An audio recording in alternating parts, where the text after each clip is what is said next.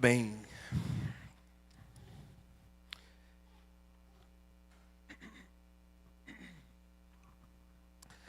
Hoje eu vou pedir licença para vocês para me hidratar um pouco mais de café do que o normal, porque eu tô com a minha garganta arranhando um negócio esquisito. E aí eu uso como remédio.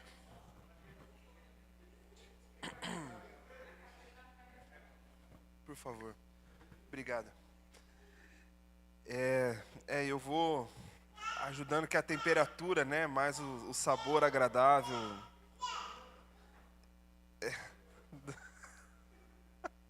Temos uma médica e uma fono orando pela minha vida agora.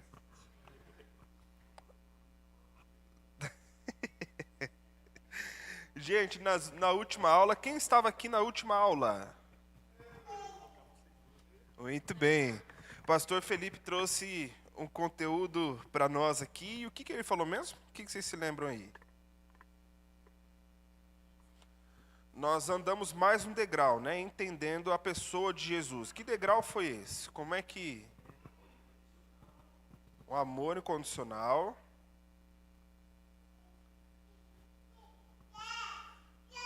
Você assistiu online, né? Aí estava online lá. Quem mais? Suas anotações aí, Dani. Eita, nós. Dona Socorro, lembra?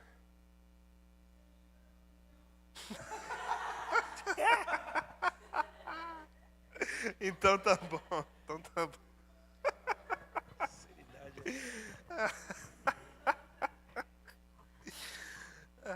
Muito bom.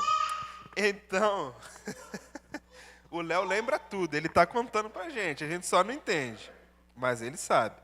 Então, gente, muito bem. Fez alguma ponderação sobre a semana passada que você quer ainda fazer? Eu ia perguntar se alguém tem dúvidas, mas eu desconfio que não. Então, muito bem. Sem dúvida nenhuma, né? Muito bem. Então, vamos lá. Muito obrigado, mano. Nós vamos dar mais um passo nessa descoberta de quem é Jesus e hoje nós vamos olhar de forma bem provocativa, já colocada pelo autor do livro, né, para quem tem acompanhado, a respeito de Jesus como o justo juiz. Olhando para Jesus como justo juiz, o que vem aí na sua mente? Quais são as questões que vêm à sua cabeça aí? Talvez a primeira, mais óbvia, seja que ele vai julgar, né? De forma mais direta. Como? A justiça de Deus. Muito bem. O que mais? Honestidade de Jesus? Como alguém honesto ou... Ok. A partir da justiça. Certo. Legal. Que mais? Isso me lembra o retorno dele, né? Como juiz, né? Agora, como um justo juiz. Certo. Que vai retornar como sendo o juiz, né? Muito bem. Mais alguma coisa que vem à sua mente? Vitória sobre o mal. Muito bom.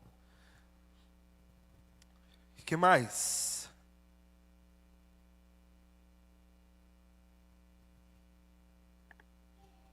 Não? Por aí? Como honestidade, como a justiça de Deus, a vitória sobre o mal, como que retornará, né, como esse juiz maior. Muito bem. Por que é necessário nós termos um justo juiz? Jesus se apresenta assim, como uma das suas qualidades ou características. E por que isso importa para a gente? Porque ele é o Deus justo, porque ele é honesto. Muito bem. Mas, bom, vamos lá. Deixa eu provocar um pouco vocês aqui quanto a isso.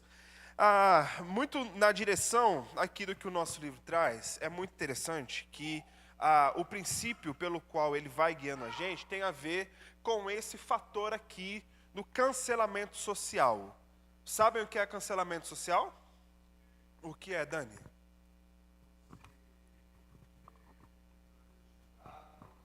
Oh, por favor. E quando você é julgado por uma coisa que você diz, fala ou age, e aí a partir daí a sociedade começa a te excluir e te deixar de lado por conta disso. Ok, muito bem. É uma exclusão social barra online barra não sei o quê, né? Muito bem. Essa ideia de quando nós falamos de cancelamento social a partir da nossa vida, né, no geral, o princípio dele é isso aqui.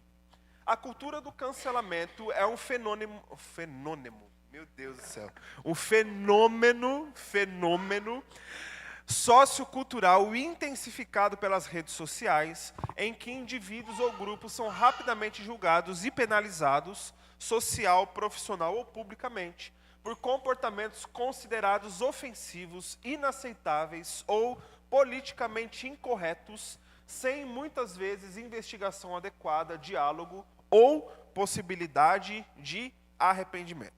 É disso aqui que nós estamos falando. Você já viu isso aqui acontecer? Com alguém perto de você? Geralmente com alguém mais famoso na rede social? Alguém já passou por isso aqui? Já? Em algumas situações? Muito bem. Essa questão toda, basicamente, no começo, né, lá nos seus princípios, ela surgiu até um pouco como sendo algo bom, digamos assim. Porque era no início, bem no início mesmo, a ideia de alguém ter que ser responsabilizado pelas suas próprias ações. Então, para não ficar uma coisa vaga, nós precisamos responsabilizar aquele que cometeu alguma coisa, que falou que não devia, que fez o que não tinha que fazer, enfim, que agiu em direção a outra pessoa de forma errada, e então ele precisa ser responsabilizado. Mas a gente caminha dentro dessa linha e, mais uma vez, subvertendo aquilo que poderia ser algo bom, porque quando nós entendemos que a condição de trazer a palavra final é nossa, a gente se perde no meio do caminho. E a gente não responsabiliza mais a partir de um princípio errado. A gente não traz uma penalização, digamos assim, de forma adequada. A gente começa a negociar a partir de quem é e do que foi que aconteceu. Inclusive com a gente mesmo. Então, por exemplo, vamos supor que o Eliseu chegou aqui e quando chegou ele falou uma coisa que não foi legal ele ter falado. Aí, depois de uns 5 minutos, o Raí chegou e falou a mesma coisa. E se eu tiver uma proximidade maior com o Raí do que com o Eliseu, eu vou dizer, nossa, o Raí vacilou no que ele falou. Eu acho que ele devia pegar 1 semana de cadeia pela fala dele. Uma semana de cadeia por conta da fala dele. Ele é muito meu amigo, eu amo ele, mas ele falou uma coisa errada. Aí alguém chega para dizer assim, olha, mas o Eliseu falou também. O que a gente faz com o Eliseu? Aí suponhamos que eu não seja tão próximo do Eliseu. Fala, não, o Eliseu é o seguinte, ele merece 1 ano de cadeia, pelo que ele falou. Foi a mesma coisa que o Raí, foi no mesmo lugar que o Raí, foi da mesma forma que o Raí, mas olhando a partir de um ponto de vista de quem é, eu aumento a pena. E isso ainda piora em muito, se fui eu que falei a mesma coisa que o Raí, é a mesma coisa que o Eliseu. Porque aí, além das preferências e de todas essas questões, tem a nossa vontade de não arcar com as coisas que a gente mesmo faz. Então, falando a mesma coisa, no mesmo lugar, do mesmo jeito, em que um vai pegar 1 semana de cadeia, em que o outro pega 1 ano, eu pego 1 hora. Porque, afinal de contas, não é para tanto. Quando é, comigo. E aí, existem alguns casos bizarros que vão chegando a respeito dessas questões todas, e aqui eu não quero politizar a coisa toda, eu só quero simplesmente trazer alguns exemplos do que de fato aconteceu.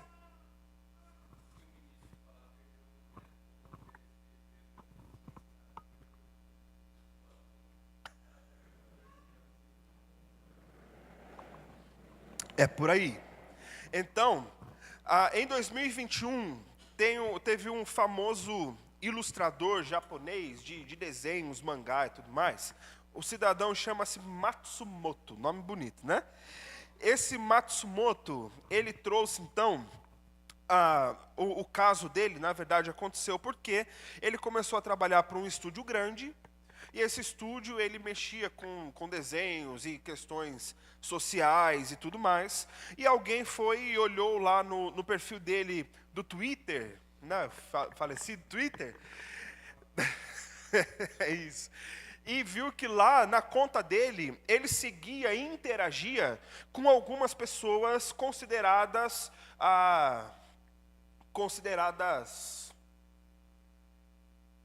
fugiu a palavra, não é opressor.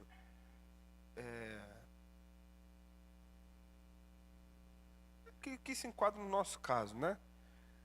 Oh, meu Deus. Conservadores. Ele seguia pessoas completamente conservadoras nas áreas de pautas sociais e tudo mais. E com conservadores queremos dizer aqueles que não aceitam a questão de gêneros, de aborto, questões ambientais de formas diferentes, enfim. E porque ele trabalhava num estúdio um pouco mais progressista, as pessoas viram que ele seguia conservadores, e aí começou-se uma campanha online para que ele fosse demitido, para que ele fosse penalizado por ser um espalhador do ódio. Simplesmente isso. Nenhum, não faz sentido nenhum. Depois, em 2021 também, bem no comecinho, teve um ator, o Chris Pratt, não sei se é assim que fala. Ele é um dos atores de Guardiões da Galáxia, para quem gosta, né, do filme lá.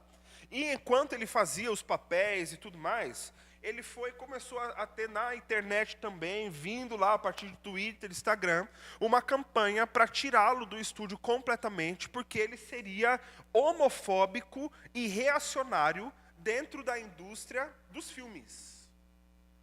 Qual foi a causa disso? Tiraram uma foto dele, cultuando na Hillsong, lá dos Estados Unidos, e porque ele estava na igreja, ele foi taxado de um monte de coisa, a ponto de quase ter ali o seu vínculo quebrado, digamos assim.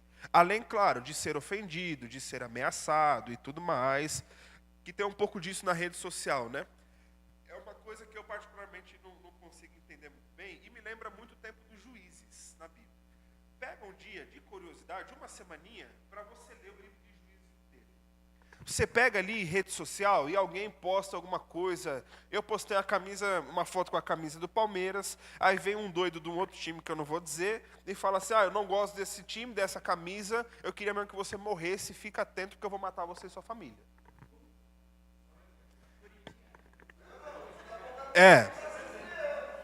Não sei. Um exemplo. É um exemplo de coisas que acontecem, né? Mas de coisas que de fato acontecem. Essas ameaças de morte e tal, não sei o quê, vem tudo por esse lado. Parece o livro dos Juízes. Se você pega o livro dos Juízes, tem alguns trechos lá, e eu me lembro das primeiras vezes, quando adolescente, que eu fui ler, que eu começava a dar risada lendo para aquele negócio lá. Porque era, olha, eu quero passar pelo caminho tal, e eu vou cruzar a terra para chegar não sei aonde. Aí vinha a carta dizendo, pisa na minha terra que eu mato você e sua tribo inteira, eu vou tacar fogo na sua casa. O outro que pede uma coisa para o outro, e o outro que foi pedido da coisa, diz, eu não vou dar nada para você, se você pedir de novo, eu vou matar você e sua família queimado. Aí a gente olha para trás e fala, nossa, nós somos muito mais superiores do que o povo da Bíblia. Nossa, eles eram ignorantíssimos na época da Bíblia. E a gente não. A gente quer matar o outro por causa da rede social. Mas eles eram arcaicos. Enfim. E como um último exemplo de como a coisa vai transcendendo muitas vezes a questão religiosa e a questão política, uma menina no TikTok em 2021 foi também cancelada em muitas áreas porque ela fez uma dancinha daquelas dancinhas do TikTok e no fundo da música ela colocou uma música indiana, musiquinha indiana, e fez a dancinha dela em cima da música. Resultado, já tinha a Associação dos Protetores da Música Indiana cancelando a menina porque ela estava culturalmente se apropriando da música indiana para fazer a dança.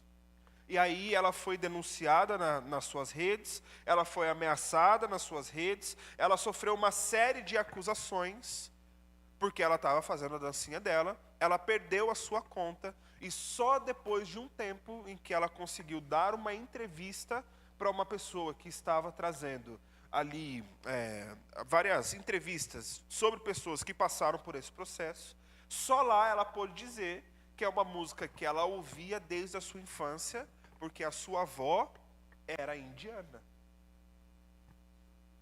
Fazia parte da cultura dela. Mas a gente tem, dentro da nossa justiça, os protetores de absolutamente todas as coisas.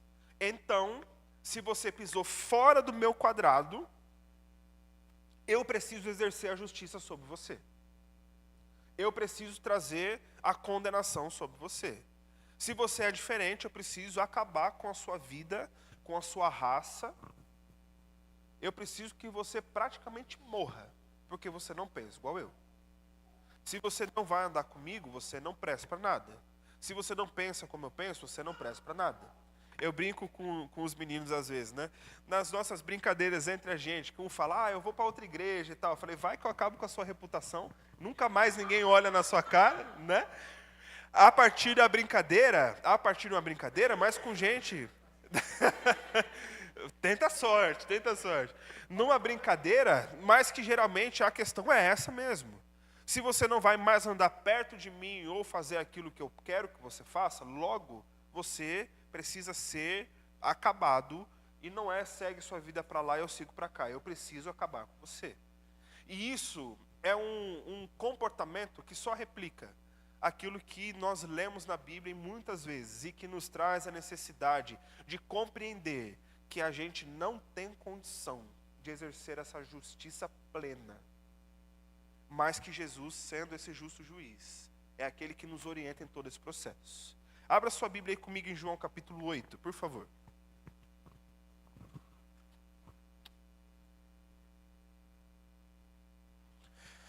João capítulo 8, do verso 1 até o verso 11, um trecho pequenininho que você conhece muito bem e que traz um mistério que o pastor Felipe depois desvenda para a gente.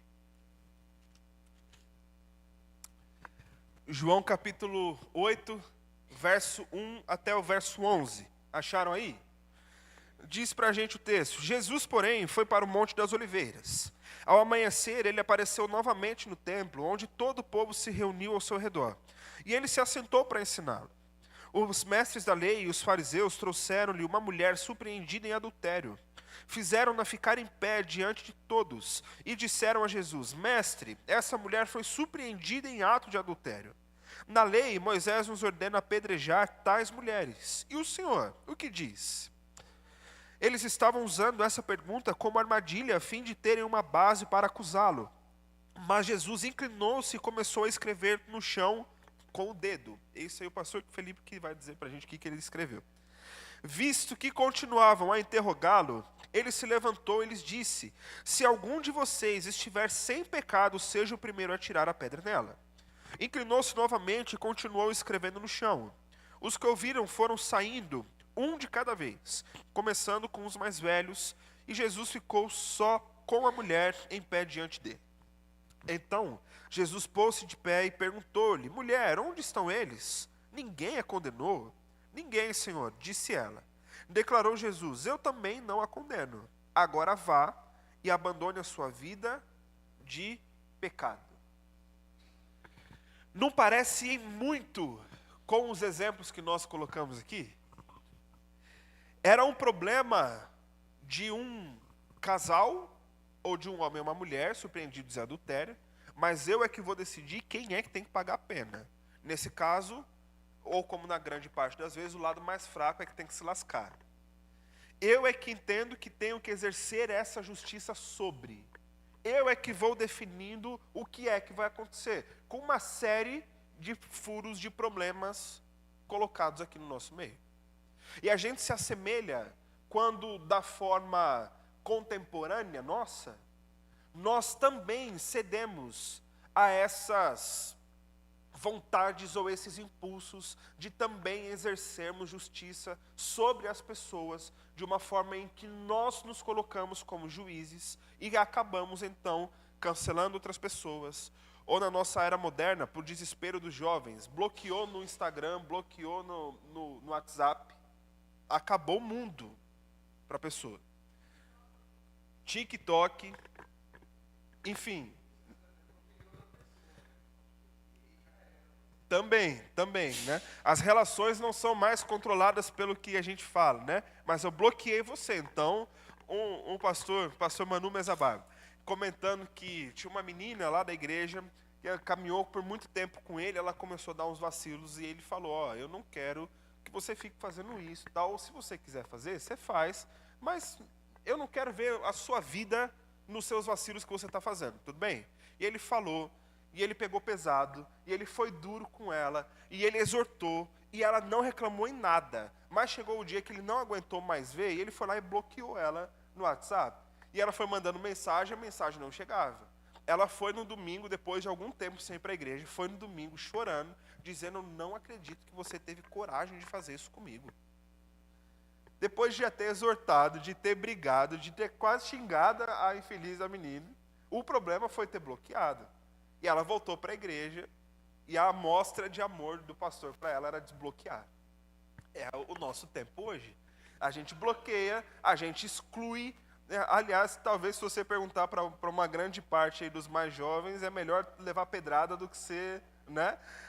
Namoros não acabam mais com sentando na mesa e dizendo não dá mais para continuar, né? Namoros acabam com o Instagram bloqueado. Tira todas as fotos. Aí você tem que correr para procurar uma página de autoajuda para ficar postando vídeo lá dizendo eles não dão valor para você, mas Deus sabe o seu valor e tal. E essa frescura toda. Coisa que acontece. E a gente, geralmente, nesse ímpeto de exercer a nossa justiça, a gente vai cedendo. E aí eu pergunto a vocês, quais são as razões ou as raízes desse nosso ímpeto de exercer uma justiça própria sobre o outro? Por que a gente faz o que faz?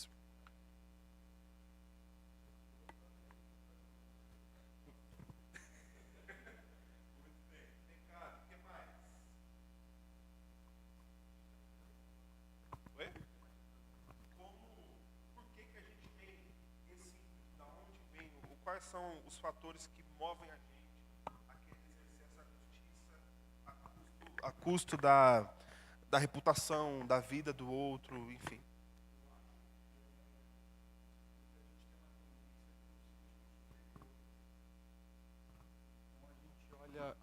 Obrigado, meu irmão.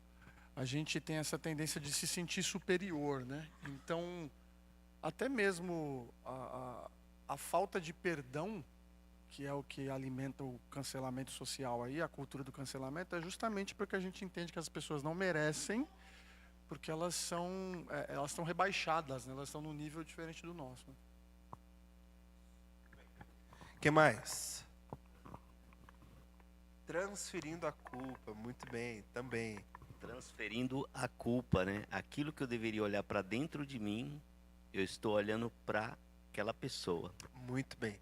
E quando a gente junta todas essas coisas, a gente precisa responder a pergunta que o próprio Jesus fez em um outro episódio, né? Quando ele chegou e disse para a galera lá, gente, por que você consegue reparar o cisco no olho do outro? Você consegue medir o tamanho do cisco, a cor que ele é, da onde que ele veio e por que ele está lá? Mas essa trave aí, a viga que está no seu próprio olho, está na sua frente, você não consegue enxergar, porque ela está aí. Não é? Não é? Só comigo? Não. Não é isso? E a gente precisa ir lidando com esses problemas, e a gente precisa entender qual é o nosso lugar e como é que a justiça desse nosso justo juiz acaba acontecendo e chegando até a gente. Como é que a gente deixa de reparar os detalhes do cisco do outro e a gente começa a enxergar um pouquinho da nossa trave junto nesse processo todo aqui. Antes que a gente pense qualquer outra coisa, Jesus deixou essa mulher sem nenhuma direção, digamos assim, dizendo, não, ó, ninguém condenou, eu não condeno também não, vamos lá. Vai para lá, eu vou para cá. Qual é a orientação de Jesus? Vá e não peques mais. Houve um confronto ao pecado dela? Houve. Houve exclusão ao pecado dela? Aliás, houve exclusão dela por conta do seu pecado? Houve um cancelamento por conta do pecado? Não estamos falando sobre responsabilização ou sobre confronto. Estamos falando que nós não temos condição de sozinhos exercer essa justiça, ok?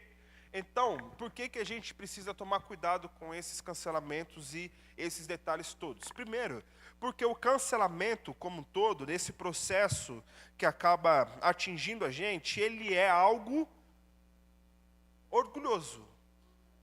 Juntando as definições que nós trouxemos aqui, impulsionados aí 2.0 por conta do pecado, a gente cai no orgulho, certo? Esse sentimento de superioridade, esse sentimento de autoridade sobre o outro e outras coisas que acabam envolvendo. E é muito do que aqueles homens, os fariseus, os mestres da lei que estavam lá com Jesus, tiveram como um impulsionar também. Querendo resolver o problema, eles podiam estar numa salinha com a senhora e com o senhor que pegou a senhora e não devia ter pegado, para dizer assim, temos um problema, a lei nos orienta a tal coisa, Jesus, o que é que você vai trazer aqui? Mas não, a multidão, ela acaba sendo o palco do orgulho manifestado em muitas vezes no episódio bíblico. O que a gente vê na rede social acontecia na praça, né? E tudo mais. Então eu preciso levar ela para o meio de todo mundo, para que todo mundo veja que eu estou trazendo ela aqui, e para que ao verem que eu tenho condição, pela lei, de condenar essa mulher, eu sou muito melhor do que ela, porque ela é uma adúltera, pecadora, miserável. Eu não. Eu sou o mestre da lei. Eu estou resolvido com a minha vida. Para mim está tudo certo. Eu sou superior a ela. Eu sou maior do que essa mulher aqui. E então, a gente acaba caindo muitas vezes também no erro, na falha em geral, de usarmos pecados dos outros, problemas dos outros, para que a gente seja colocado como superior, um degrau acima dessas pessoas. A gente exclui o nosso para subir em cima da miséria do outro, para dizer, olha como ele é miserável. E olha como eu não sou miserável. Aliás, Jesus contou uma história sobre isso, né? Quando ele fala lá, Lucas 18, 2 homens orando. Um publicano e o outro fariseu, né? Um fariseu e um publicano orando. E aí um em contrição dizendo, Deus, me perdoa, reconheço meus pecados, enfim. Enquanto o outro diz, Deus, obrigado, porque eu não sou igual a esse cara aqui, não. Eu sou muito melhor do que ele aqui. Obrigado, Deus, porque ele é um miserável e eu não sou, não. Eu sou muito bom, né? Obrigado, porque ele é corintiano, eu sou palmeirense. Tá vendo? Toda vez, né? Mas é muito interessante a gente parar para analisar essa parte, porque os fariseus, eles eram pessoas que se achavam ali conhecedores da palavra, conhecedores, né, das leis, enfim, sobre essa questão do orgulho, né? E até lá em João 8:5, quando eles perguntam para Jesus, eles não se dirigem a Jesus como Senhor verdadeiro. Por quê? Aqui na Bíblia a gente encontra Senhor com S minúsculo. Então, quando todas ali as pessoas se dirigem a Jesus, é com Senhor de senhorio mesmo, de dono, né? E sempre com letra maiúscula. Aqui na Bíblia não, tá em Senhor, ou seja, eles falando, e agora? O que o Jesus diz aí, entendeu? Como se eles estivessem ali numa situação muito maior de orgulho, tipo, julgando às vezes, né? Falando, ó, Jesus, e aí, agora? O que você vai falar contra a lei? Então a gente tem essa tendência muitas das vezes, né? É verdade. Oi, tio. Muito bem, Dani, bem observado. E aí, o autor traz para a gente essa frase aqui que é bem interessante. Quando nós agimos assim, na verdade, estamos usando as falhas dos outros, das outras pessoas, para a nossa autopromoção. É querer mostrar um aspecto de santidade bem resolvido na minha vida em cima da falha do outro.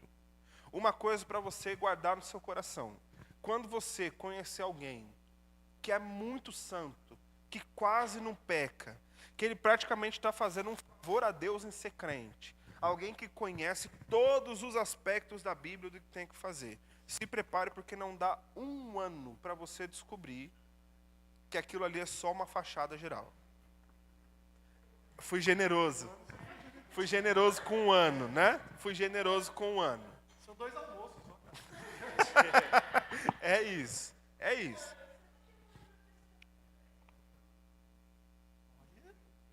Entendeu? É isso. Então, bateu, olhou, né? Bateu, olhou. É isso. Não é que eu nasci assim. A gente, conforme vai passando os anos, a gente vai adquirindo certos comportamentos. E eu trabalhei 10 anos. O meu coordenador, onde eu trabalhava, ele tinha 2 profissões. Ele era coordenador contábil e ele também era policial civil. E ele trabalhava justamente num departamento muito leve, DHPP. Então, muitas vezes, ele conversando com a gente, ele dava dicas de comportamento, PPP. Então, você acaba sugando esse tipo de comportamento policial, né? Aí, junta com o passar dos anos, aí você segue uma profissão que também analisa as pessoas, aí você fica muito autocrítica. Então, se eu bater o olho, e eu fizer é porque tem alguma coisa de errado. Exatamente o que você disse. Ninguém é perfeito pleno, né? Sim. É terrível. É questão de tempo. Não precisa chegar a um ano, não, tá? Que nem diz o Felipe. Fui generoso aqui na hipótese do tempo, né? Mas porque é justamente isso. Eu preciso dizer, eu preciso mostrar, eu preciso ser santo, eu preciso ser inerrante, porque aí eu vou ser maior do que o outro. E eu preciso de um bode expiatório, né? Porque eu preciso tirar a atenção de mim para dizer assim, ó, o problema está ali, o problema é o outro. É sempre o outro, é sempre lá. Aconteceu com o próprio Davi, né? Na conversa com Natan. Davi, deixa eu contar uma história aqui para você. Imagina que um cara foi lá e pegou o bichinho do outro e tal, e não sei o quê, e contou a história todinha. Chega o Davi, né? Praticamente falta falar, tem que matar um desgraçado que faz uma coisa dessa. Isso aí não merece viver e tal. E vira o Natan e fala assim, então, olha no espelho aí, pra você entender quem é que a gente está falando, né? Então, esse pecado do orgulho diante dessas situações nos leva a querer mostrar algo que geralmente nós não somos e nos colocarmos na posição de Deus, para dizer, uma vez que eu não sou assim, logo eu tenho condição de vir aqui e dar uma sentença sobre o outro, né? Diga, Ju. Refletindo sobre como é impressionante como os nossos problemas e os nossos pecados se voltam para Gênesis 3. Como o relato ali de Adão e Eva, e quando eles pecam e toda coisa acontece, os reflexos vêm vindo, né? Porque você perguntou antes, por que é que a gente quer exercer essa justiça da nossa forma, da nossa maneira errada e pecaminosa? Porque a gente quer, no final das contas, ser como o Senhor. A gente quer se colocar na posição de exercer uma coisa que não é direito nosso. Nós não temos essa capacidade, né? E isso também que você comentou aí da nossa autopromoção, aí eu lembro de novo de Gênesis 3 sobre como o homem coloca a culpa na mulher e a mulher coloca a culpa no homem. E aí você tem que encontrar alguém para culpar nisso tudo. E o que nós mais fazemos, o ser humano tem por natureza a necessidade de autojustificação. A gente justifica todos os nossos pecados, a gente tem dificuldade de reconhecer o nosso pecado e, ao mesmo tempo, facilmente a gente culpa o outro, né? É verdade. Então, isso é muito difícil, porque a gente se vê, é inato mesmo, é uma coisa que vem de nós, porque quando a gente vê, a gente já se justificou, ou quando a gente vê, a gente já culpou alguém. Então, é só a graça de Jesus mesmo na nossa vida para redimir isso, porque é uma coisa entrelaçada, enraizada, né? Verdade. Perfeito, Ju, perfeito. E aí no livro a gente tem essa figura aí, né, essa arte colocada desse processo, como é que acontece, né? você tem, dentre juízes próximos a você, você tem a fala maior daquele que é o justo juiz, né? E a gente se colocando no lugar dessa mulher, com os nossos pecados, é meio por aí que a coisa acontece, né? Então, enfim, posso passar? Pode? Muito bem. Em segundo lugar, esse cancelamento, esse movimento todo, como a Ju colocou para a gente, ele é seletivo. Né? E por que ele é seletivo? Porque a gente quer tanto selecionar a pessoa que vai sofrer a penalização, quanto o tipo de pecado que nós vamos penalizar mais do que o outro tipo de pecado. A gente quer definir a partir de quem e do que, o que é que a gente faria com a pessoa. E, gente, se tem um lugar, e a gente agora precisa voltar o olhar para o nosso próprio coração e para o nosso coração enquanto comunidade, né? Se tem um lugar que isso acontece, nós somos tentados a fazer, é dentro da igreja. Como a gente consegue querer elencar qual pecado é maior do que o outro? E parece que existem épocas diferentes, né? Parece que tem aí, sei lá, os espíritos de época, né? Aquele pensamento um pouco mais popular, enfim, todas as questões, para a gente entender o que é pior e o que é melhor. Então, dentro de um processo que envolve moralidade, envolve uma série de coisas, que hoje, na verdade, já está se perdendo, né? Mas que antes era muito fácil, você pode matar alguém e você tem chance de perdão. Mas se você engravidar antes do casamento, acabou-se. Acabou-se. Já foi. Você pode... Isso não é mais comum nas igrejas batistas, né? Mas, pelo menos no interior, quando eu cresci, era muito comum. Você pode matar uma pessoa que você tem perdão. Mas se você for na Assembleia de Deus um dia, aí não pode, não. Aí nem volta. Não volta porque não tem lugar mais para você. Não volta porque não dá mais para você ficar aqui. O mentiroso, que a gente sabe que é mentiroso e enganador, mas ele vem tão bonitinho para a igreja, ele senta aqui, né? De vez em quando ele põe ali o dinheirinho dele. Tudo bem, deixa ele ser enganador. Deixa ele ser ladrão. Período eleitoral. Período eleitoral. Perfeito. A gente sabe que não presta e tem várias evidências. Não, mas ele vai trazer 100 cestas básicas para a igreja distribuir. Não, deixa ele aqui. É bom. Aí no dia que ele está aqui na igreja, a gente vai falar sobre a vitória, que Deus conduz a vitória, e que Deus vai abrir as portas, e vai destravar as correntes, e vai não sei o quê. Aí a Ju já vem cantando Cassiane, e o Mateus já vem puxando tal negócio, e a coisa vai acontecendo, né? E Deus vai na frente, abrindo caminhos e tal, e aquela coisa, e ajoelha o maluco, vamos orar aqui diante dele, está tudo bem. Mas o irmãozinho ali do lado, que falhou, esse irmão... Avisa o segurança lá, domingo que vem não entra. Deixa para fora da igreja. Não é verdade?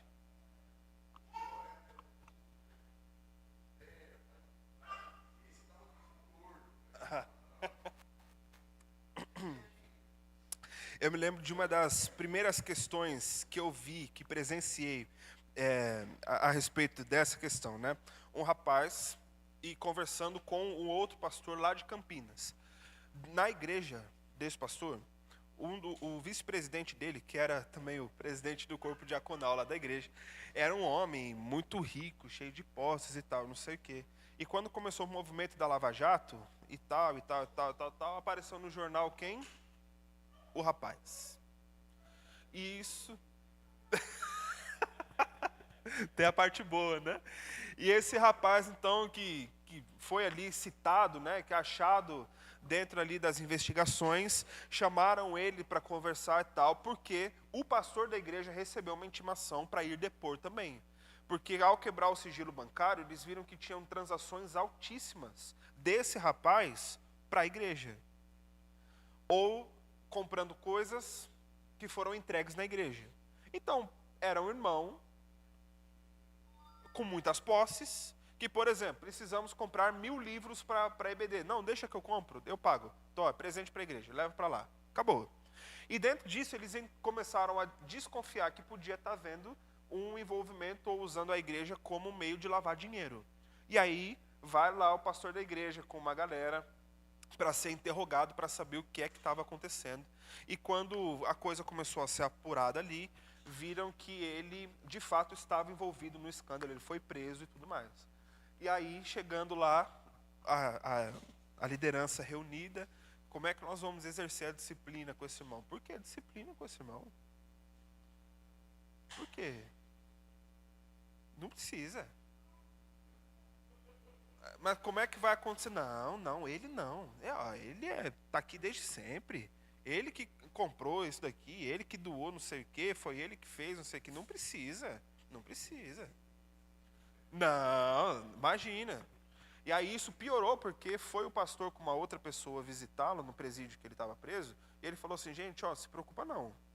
Eu tenho uma outra conta, eu já programei os 12 meses de dízimo meu. Enquanto eu estiver aqui, a igreja vai estar sendo abastecida. Não é porque Jesus está no meio dela, não. É porque eu programei na conta. Pastor, ele programou o dízimo. Nós vamos exercer a disciplina com o rapaz que fez isso e tal. Questões de seletividade.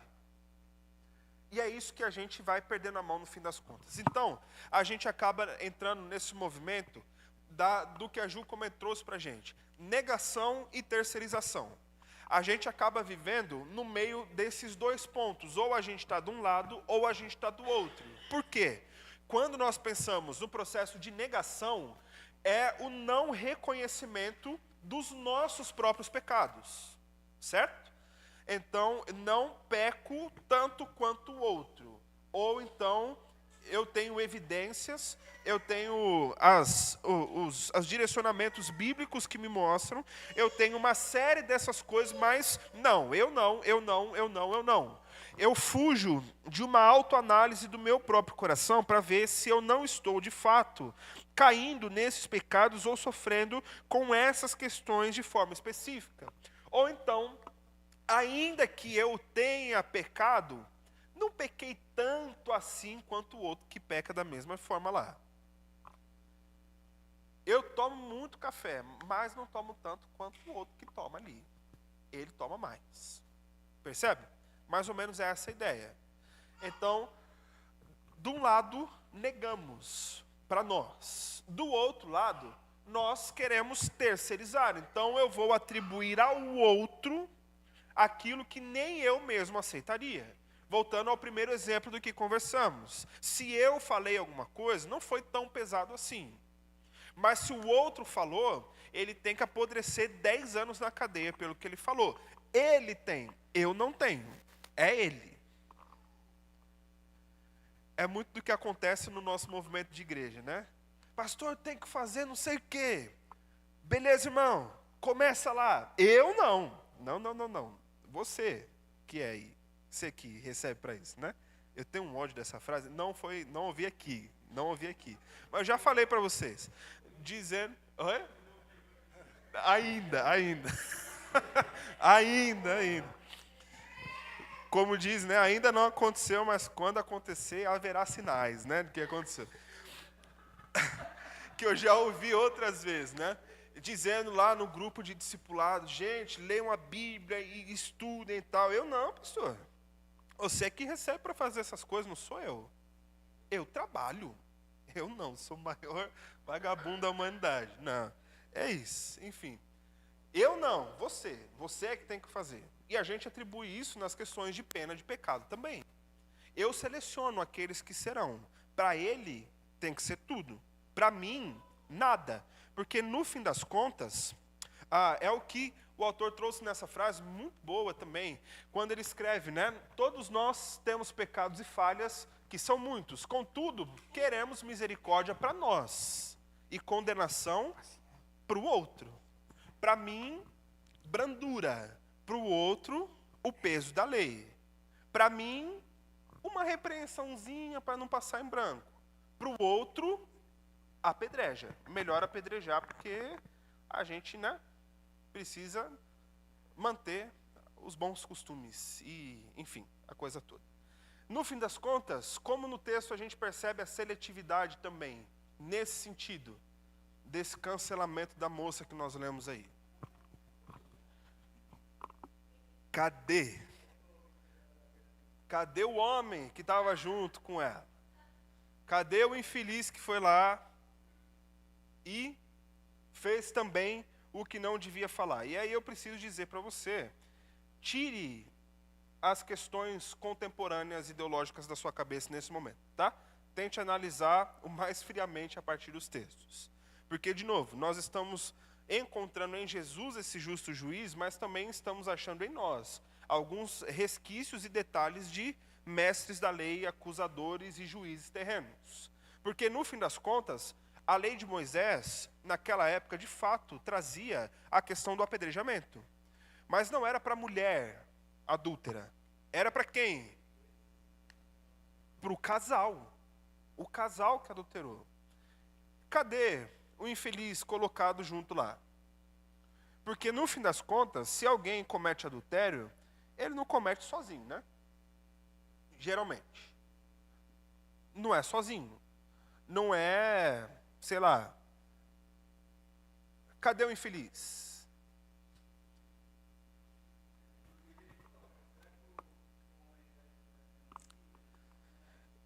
Isso traz uma série de reflexões mais subjetivas, mas traz também. Será que não era o homem lá que tinha lá também as suas boas doações, as suas posses, alguém influente, ou no nosso caso, o amigo do meu amigo, então não dá para exercer o peso tão grande sobre ele? No fim das contas, o que fica diretamente para a gente é a seletividade. Já que nessa situação o elo mais fraco é essa mulher, então vão apedrejar ela. Mas e o homem? Não, o homem, não sei quem foi. Apedreja ela. Traz para ela. E aí a gente linka um monte de outras coisas, né? Em um acidente entre um homem rico e um homem pobre, quem leva a culpa maior? É isso.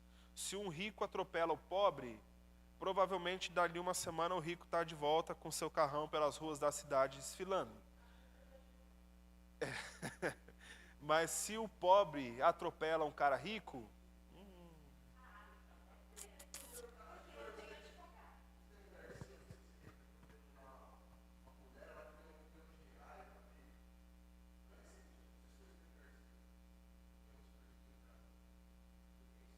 eu estou tentando imaginar quem é Estênio Garcia. Na minha cabeça,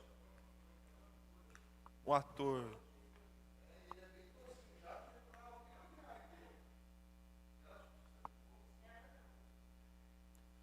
Essa classe da Ana é um problema, esses advogados, enfim, né? Ah, e esses advogados. Enfim.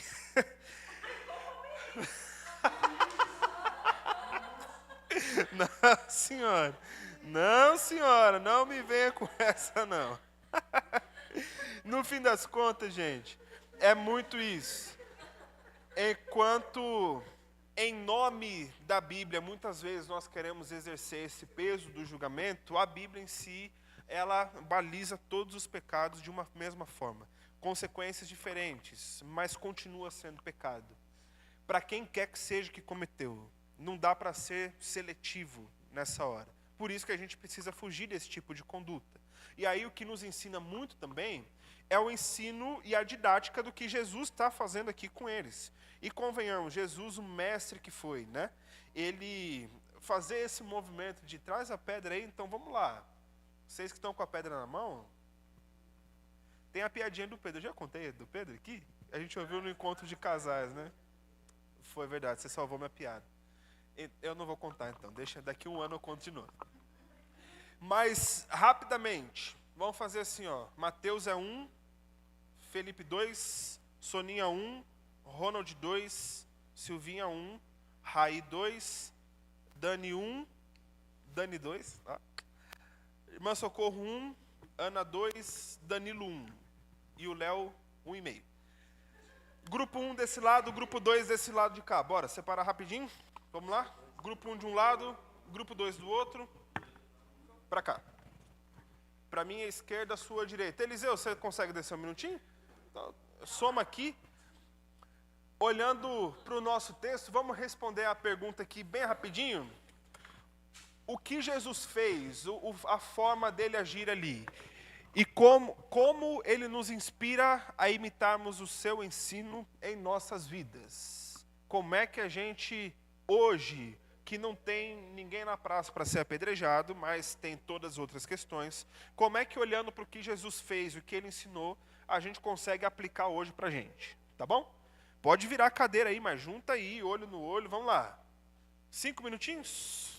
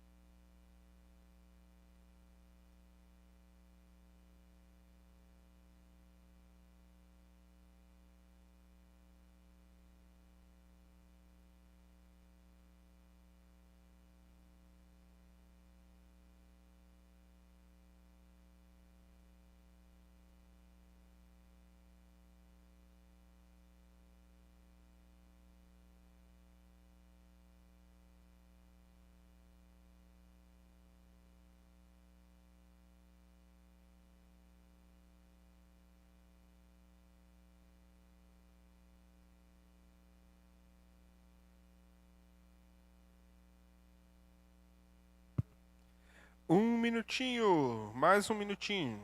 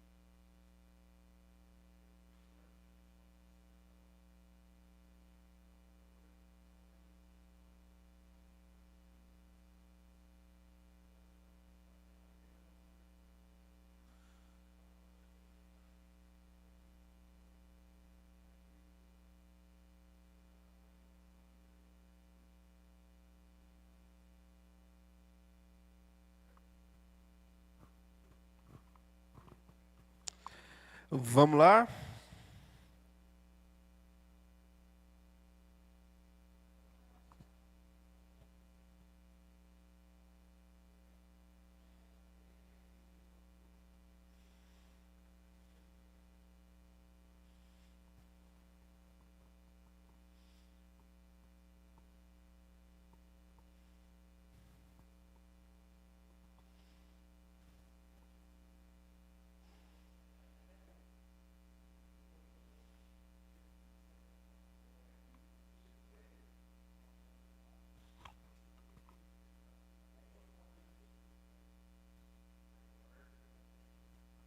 Vamos lá? Vamos lá? Beleza? Eu soube que aqui do grupo 2, quem vai falar é a Dani Ávila. Pode vir, Dani. Vem aqui. E do grupo 1,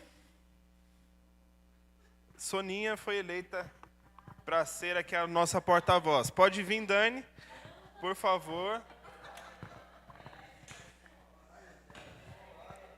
Venham, venham, venham. A ideia não é um tratado teológico, não se preocupem. Vamos só comentar aqui daquilo que nós ouvimos, tá? Venha, Dani.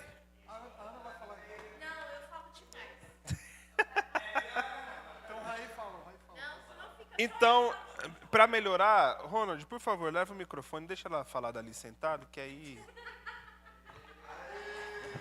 Bora. O que o grupo comentou. Gente, a ideia, só, grupo 1 também, a ideia é só a gente comentar a respeito das questões, né? Entendemos que isso, que aquilo, tá? Simplesmente. Vai lá, Dani.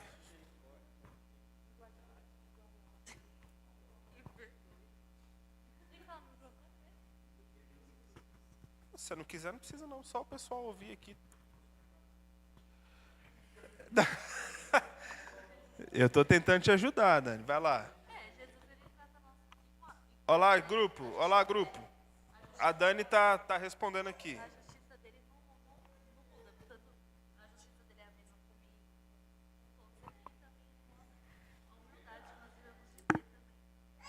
Tá.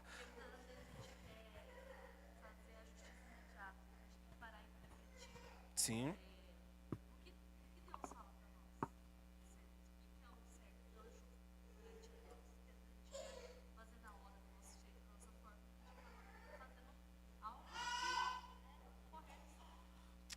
Certo.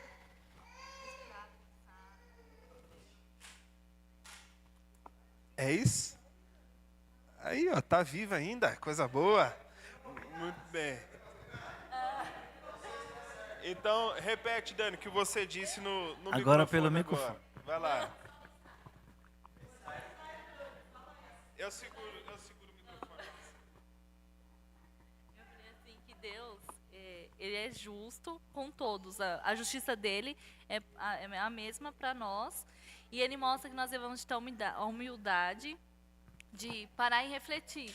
Será que, muitas das vezes, a gente quer agir do nosso impulso, fazer a nossa justiça na hora? Não, porque tem que ser agora. O irmão falou tal coisa, eu tenho que falar agora. Está errado, é isso e isso, e ponto final.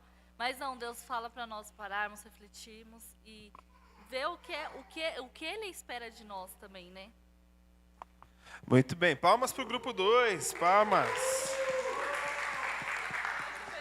Parabéns, Dani. Soninha, diga para nós. Oi? Não entendi. Não? Então tá bom. Vai, Silvinha. Vai, Silvinha. Diga, Silvinha. Pode falar.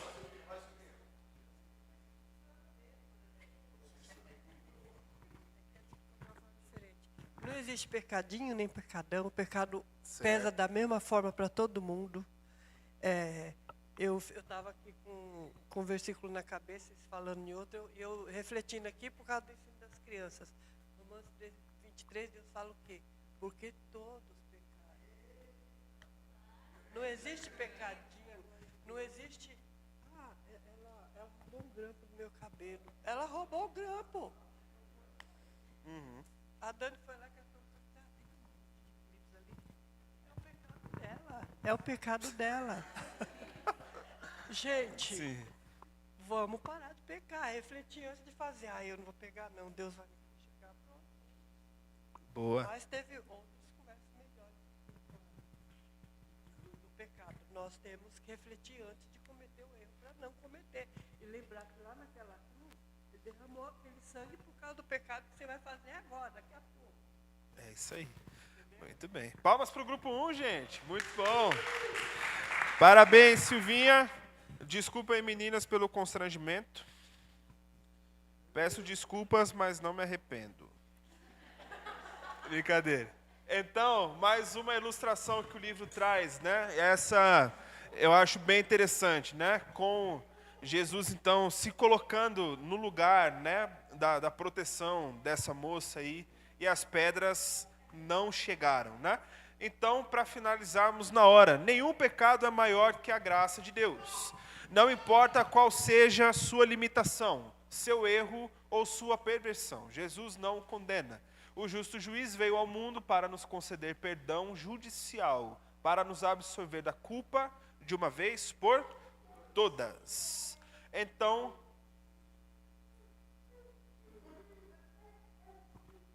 muito bem.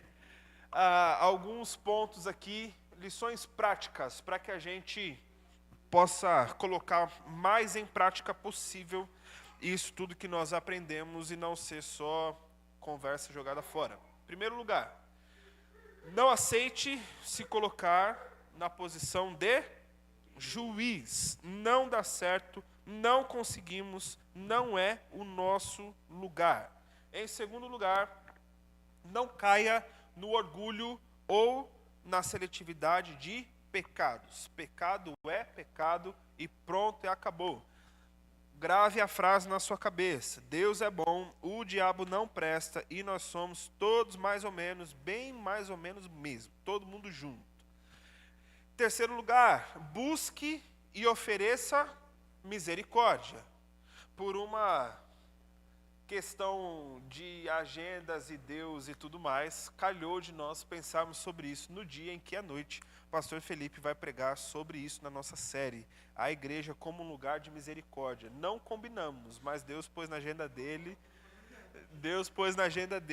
e é para o nosso coração. Quarto lugar, confronto sem acolhimento é legalismo. Vamos dizer juntos?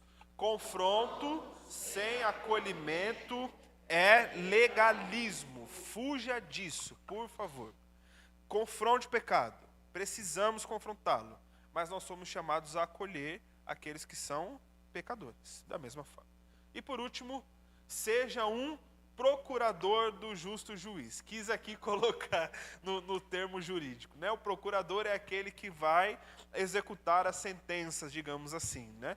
Então, que Jesus seja a nossa inspiração para que nós fujamos desse nosso problema pecaminoso e para que a gente recorra a Ele em todos os momentos. Amém? Vamos orar? Obrigado, Pai, por esse momento juntos. Obrigado pelas conversas que tivemos, as reflexões que foram geradas. Obrigado pelas conclusões que nós chegamos e principalmente obrigado pela Tua palavra que nos orienta em tantos momentos, que ao mesmo tempo em que nos ensina, também nos confronta, e pedimos que o Senhor passe, Deus, aquele raio-x pelo nosso coração, para entendermos se também nós não estamos sendo esses que apontam, que trazem julgamento, que trazem seletividade, ou então que estão se enchendo de orgulho em algumas situações. Pai, nos ajuda a entender que a mesma graça que nos salvou, salva também aqueles a quem nós consideramos moralmente menores do que nós. Ou, enfim, Deus, que o Senhor possa tratar o nosso coração, para que nós saiamos da tentação de sermos juízes, e para que a gente volte ao Senhor em todos os momentos. Assim nós oramos em nome de Jesus. Amém. Que Deus te abençoe. Até mais tarde. Se cuidem. Bom almoço, bom cochilo, bom passeio para quem vai fazer. E até mais.